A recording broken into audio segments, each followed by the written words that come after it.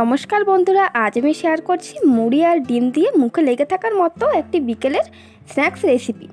আর এটা খেতে হয় দারুণ স্বাদের আর বানানো খুবই সহজ। তো রেসিপিটা দেখতে থাকুন, আশা করছি আপনাদের এই রেসিপিটা খুবই ভালো লাগবে। রেসিপিটি বানানোর জন্য এখানে আমি নিয়েছি কিছুটা মুড়ি, তারপর দিয়ে দিচ্ছি কিছুটা পেঁয়াজ কুচি, কাঁচা লঙ্কা কুচি, ধনেপাতা কুচি, আর দিচ্ছি আদা রসুন গ্রেট করা 1 চামচ মতো। আপনারা এখানে আদা রসুন বাটাও দিতে পারেন।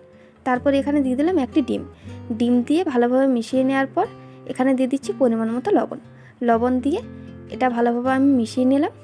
তারপর মুড়িগুলো যখন হালকা নরম হয়ে এসছে তার উপরে দিয়ে দিচ্ছি 1 থেকে 2 চামচ মতো জল দেওয়ার পর সব ভালোভাবে মিশিয়ে নেওয়ার পর এখানে দিয়ে দিলাম 2 চামচ মতো চালের গুঁড়ো আর দিলাম 2 চামচ মতো বেসন। তো এই উপকরণগুলো দিয়ে আমি খুব ভালোভাবে মিশিয়ে নেব। আপনাদের কাছে চালের গুঁড়ো না থাকলে শুধু বেসন দিয়েও এটা করতে পারেন। আর এই দেখুন, এখানে আমি সবকটা উপকরণ ভালোভাবে মিশিয়ে নিয়েছি। এই দেখুন, এখন আমার মিশ্রণটি রেডি হয়ে গিয়েছে। আর এইরকম আঠালো করে মিশ্রণটি তৈরি করতে হবে। তারপর এখানে আমি হাতে কিছুটা সাদা তেল লাগিয়ে নিয়েছি। সাদা তেল লাগিয়ে নেওয়ার পর আমি এবার স্ন্যাক্সের শেপগুলো দিয়ে নেব। তার জন্য হাতের মধ্যে এরমভাবে গোল করে একটু লম্বা করে নিচ্ছি। আমি এরমভাবে শেপটা দিয়ে দিচ্ছি, আপনারা আপনাদের পছন্দ মতো শেপ দিয়ে দিতে পারেন। এরমভাবে আমি সবকটা তৈরি করে নেব। আর এখানে একটা কড়াইয়ে কিছুটা তেল আমি হালকাভাবে গরম করে নিয়েছি। আর এই দেখুন, এখানে আমার সবকটা স্ন্যাক্স তৈরি করা হয়ে গিয়েছে।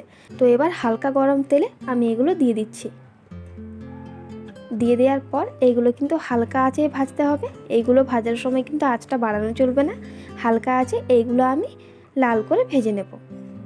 তো এক পাশটা আমার ভাজা হয়ে গিয়েছে। এইবার একটা খুন্তি দিয়ে আমি একটুখানি উল্টে পাল্টে দিচ্ছি এগুলো। তারপর এইগুলো আমি খুব ভালোভাবে ভেজে নেব। আর এই দেখুন, এখানে আমি মোটামুটি স্ন্যাক্সগুলো 6-7 মিনিট ধরে হালকা আঁচে ভেজে নিয়েছি। আর তার মধ্যে দেখুন কতটা সুন্দর কালার চলে এসছে। তো এখানে আমার এগুলো সব কটা ভাজা হয়ে গিয়েছে। এরপর এইগুলো আমি তেল থেকে তুলে নিচ্ছি ভালোভাবে তেল ঝরিয়ে পর। আর এই দেখুন বন্ধুরা, এখানে আমার স্ন্যাক্সগুলো রেডি হয়ে গিয়েছে। আর কতটা সুন্দর হয়েছে দেখুন। আর এগুলো খেতে হয় অসাধারণ। দেখুন, আমি একটা ভেঙেও দেখিয়ে দিচ্ছি কতটা সুন্দর হয়েছে। এইভাবে একবার বাড়িতে বানিয়ে খাবেন, খুবই ভালো লাগে খেতে। আর বাড়ির সবাইকে খাওয়াবেন। তো বন্ধুরা, আজকের এই রেসিপিটা আপনাদের কেমন লাগলো এটা আমায় কমেন্ট করে জানাবেন। আর এই রেসিপিটা যদি আপনাদের ভালো লেগে থাকে তাহলে আমার চ্যানেলটা সাবস্ক্রাইব করে আমার পাশে থাকবেন।